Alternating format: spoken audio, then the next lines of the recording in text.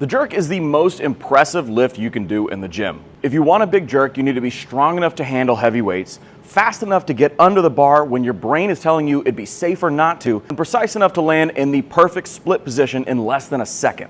In this video, I'm going to break down 5 unconventional lifts I've used to help thousands of lifters increase their jerk over the last 10 years. And if you love learning about weightlifting, getting strong, and building muscle, then make sure to subscribe to the channel. The first unconventional lift you can do to increase your jerk that I rarely see lifters do, but is one of the easiest ways to get the heaviest possible weight over your head, is the jerk recovery. The jerk recovery is one of my favorite exercises for helping lifters gain confidence with heavy weights over their head, practice the skill of recovering from the split position correctly, and improve your stability with heavy weights. You'll need some special equipment to do this, mostly just a safety bar that comes out from the rack, or you can use a power rack if you have one available to you. When you do this, set up the safeties at about elbow height. That's the perfect spot to be for this exercise. We'll set up under the bar with the bar behind the head in the final overhead position that it would be in.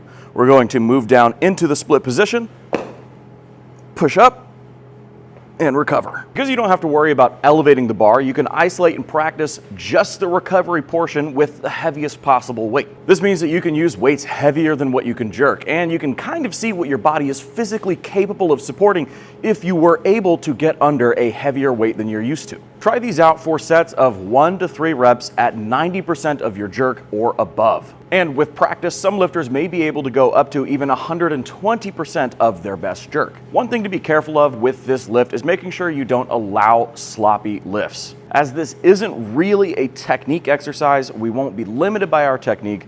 We need to make sure that the little technique that we do have in this is executed perfectly. So if you can't recover your front foot first, then the back foot, there's no need to go any heavier until you can get that down. The second unconventional exercise you need to do to increase your jerk is the behind the neck jerk. To perform the behind the neck jerk, the jerk is exactly the same, just the bar will start on the back rack position instead of the front rack position.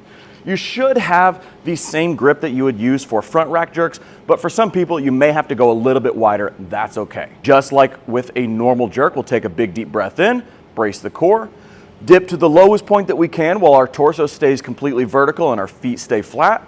We'll drive up, land in our split position, stabilize, and recover front foot before meeting in the middle. The reason I love behind the neck jerks is it removes complexity in 3 different areas from a normal jerk that allows you to lift heavier weights. First is moving the bar around the head. With the bar on the front rack position, we have to worry about getting the bar to our behind the head position. And one thing that's in the way is your nose, chin, and head. Sometimes you'll see lifters do wonky things like pressing the bar forward around their head so that they don't hit it, or excessively like lifting their head back out of the way. But there's just no doubt that moving the bar back is harder than just moving the bar up. With the bar on the back rack position, we don't have to worry about that at all. We can just focus on moving the bar up. Another layer of complexity that the back rack jerk removes is limited by our core strength. With the bar on the front rack position, we're much more limited by core strength and supporting the bar, keeping our posture upright. With the bar in the back rack position, it's a lot easier to keep your posture upright so that we don't have any forward movement. Finally is timing of the transition from leg drive to arm effort. In the jerk, the leg should do all the work to elevate the bar to about eye or forehead level, and then the arms will come in at that point to punch you down into your split position.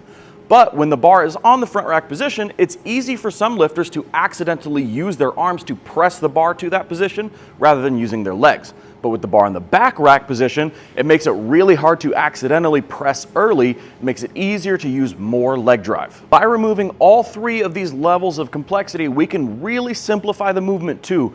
Big leg drive, fast under. And with less things to think about, it is a lot easier to use heavier weights. With some training, it's not uncommon for lifters to be able to do 5 to 10% more from a back rack jerk than they can on the front rack jerk. For that reason, I usually like to include these about 8 weeks out from competition or a clean and jerk retest. I'll do a 4-week training cycle with these in the program once a week as a main anchor lift that I am trying to increase and set a PR on from weeks 8 to weeks 4 out from competition, and then usually about 2 weeks later I'll hit a clean and jerk PR. The third unconventional lift you can do to increase your jerk is the pause jerk. The pause jerk is one of my favorite variations of the jerk for every single lifter, from beginner to advanced. I use it in my free beginner guide and 6-week program to help teach lifters the jerk, and you can find that link down in the description below. But I also use it with advanced lifters, as you'll find that the same things that break down as a beginner will break down when you get more advanced, but for a strength limitation, not a know-how limitation. To perform the pause jerk, start with the bar on the front rack position, exactly as you would for a normal jerk. Take a big deep breath in, dip to the lowest point that you can while keeping your torso upright and your feet flat, and pause for 1 to 2 seconds, taking the time to correct any dip issues. If you're leaning forward, if you're collapsed in the core, if your knees are caved in, fix all of those issues, then finish the drive. By pausing at the bottom of the dip, you give yourself the time to correct any issues that you may have. And pausing mid-movement is a great way to become aware of any issues that you may have if you didn't know about them. Give these a try, either as a technique complex or as an anchor lift. If you're doing this as a technique complex, you'll do 1 pause jerk followed by 1 regular jerk. And in the regular jerk, you're trying to execute all of the things that you worked on and identified in the pause jerk. As an anchor lift, you'll do this for sets of 1 to 2 reps between 80 and 95%. The 4th unconventional lift that you can use to blow up your jerk, and one that's been helping out athletes on my OlyStrong team program, which you can find a free trial of linked in the description below, is the jerk from split. To perform the jerk from split, start with the bar on the front rack position and your normal jerk grip and elbow height. Then step into your split position. From here, we're going to perform a sort of push jerk where we'll dip, drive, and dip, landing in our bottom of the split position. The main goal of this is to work on our balance in the split. We can have the perfect footwork, but be forward on that front leg, which is most common for a lot of lifters. So when we do this, we want to make sure that if we do end up forward on the foot, we push back to neutral, hold for a second before we recover. So if you struggle with your jerks feeling forward or not having 50-50 balance between the front leg and back leg, give this variation a try as a primer or warm-up before normal jerks for 3 to 5 sets of 3 to 5 reps with very light weight. The 5th and final unconventional lift you can do to increase your jerk is the jerk drive. The most common technical errors that happen in the jerk happen during the dip and drive portion of the lift. If you are not bracing correctly, dipping to the right height, keeping your torso completely vertical throughout the entire dip and drive, then you will have problems later on in the lift. Most of the time, this will look like stepping forward to save the jerk, struggling with press outs, or simply just missing the lifts out in front. But using the jerk drive can be a great way to show you any technique errors that you may have and strengthen and correct those errors. Now, for this exercise, you need to have some heavy weight on the bar. Most of the time, this is performed between 90 and 110% of your best jerk. To perform the jerk drive, set up exactly as you would for a normal jerk. Take a big deep breath in, brace your core, and then dip and drive the weight up as high as you can get it.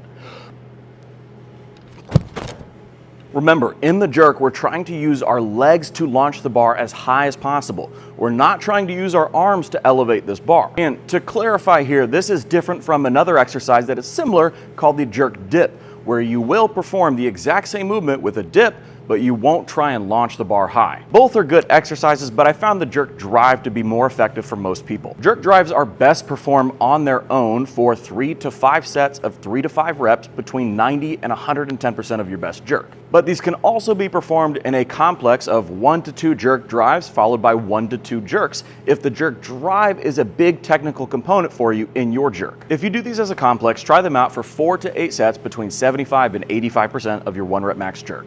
All of these lifts are exercises that you'll find on my OlyStrong weightlifting program, which has a 3 and 5 day a week option, daily video feedback on your technique, and unlimited coach messaging to ask as many questions as you like for $29 a month. If that sounds good to you, then click the link in the description below for a free week trial today. That's everything for this video. We'll catch you guys on the next one. Bye.